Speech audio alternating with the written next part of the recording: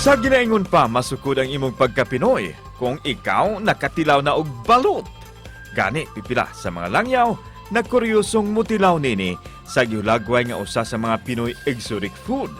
Apan, ubay-ubay food nga mga Pinoy ang wa ganahi tungod sa itsura sa maong pagkaon ug daw sa langsi kuno nga lami nini. Karong buntaga, basin ikaw mainganyo sa pagtilaw nini kay mas gipa-level up kini sa usa ka negosyante dinhi sa Dakbayan sa Sugbo.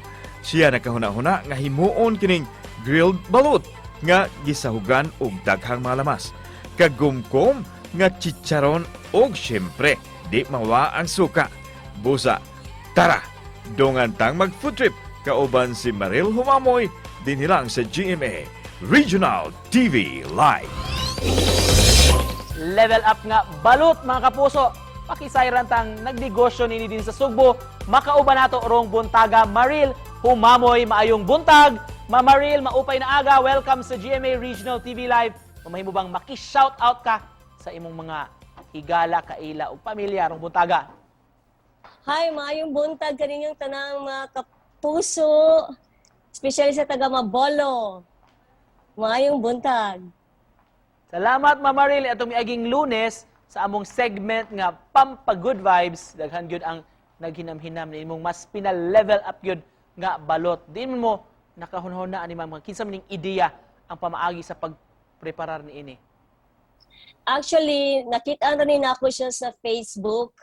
Unya, nang-inquire ko niya ni Ma'am Mafe Raboy. Taga Karkar yun ang original ani. Unya, kay nagtrabaho siya sa una sa Vietnam. So, dito niya nakitaan bang, uy, nalagi ni grilled balut. So, why not dili dadon diri sa Pilipinas? So, mo to yung try. Labi na katong pandemic. Anya, dili raman siya dako og puhunan. So, mao to nga ni-try ko nga kung pwede mo franchise ko, nisugot ra sad siya. So, mao na. Mo na sinugdanan sa imong pagnegosyo sa grilled balot. So, ang kaniadto, balot nga makita nato sa kadalanan, paborito gyud sa kadaghanan, karon inyo nang grill aron mas mulami. Katong nasugdan ninyo nga negosyo, ma'am, unsa may kasagaran nga reaksyon nga inyong madawat sa inyong mga customers? So far, so good. Makaana gid sila nga lahi ra gyud ang grilled balut. First time sa gyud nila nga nakatilaw ani nga grilled balut.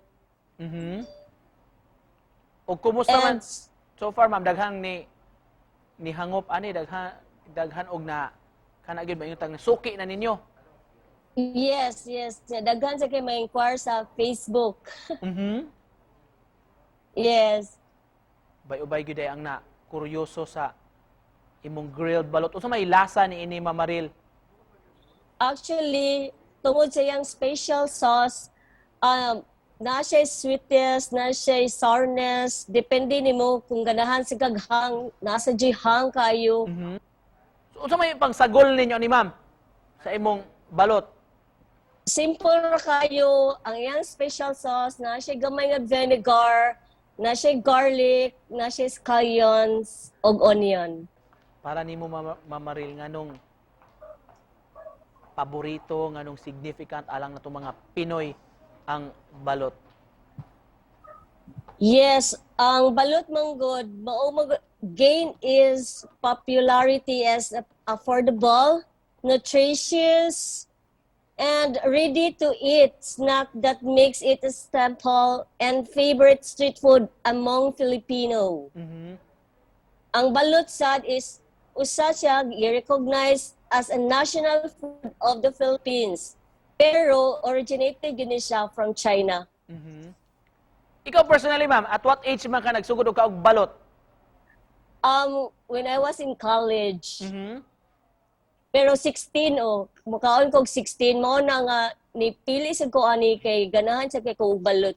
Siguro na uban nga murag dili kayo mahiligon pud ba o wa pa gyud kasuway og kaog balot. Unsa man yung pagkumbinser nila, ma'am, nga tilawan ang balot? Usa ra gyud ako kaingon kung dili mo tilaw, ma-miss gyud ninyo ang 1/4 sa inyong life. Kinahanglan gyud tilawan ninyo ang grilled balot. Masustansya pa kaayo.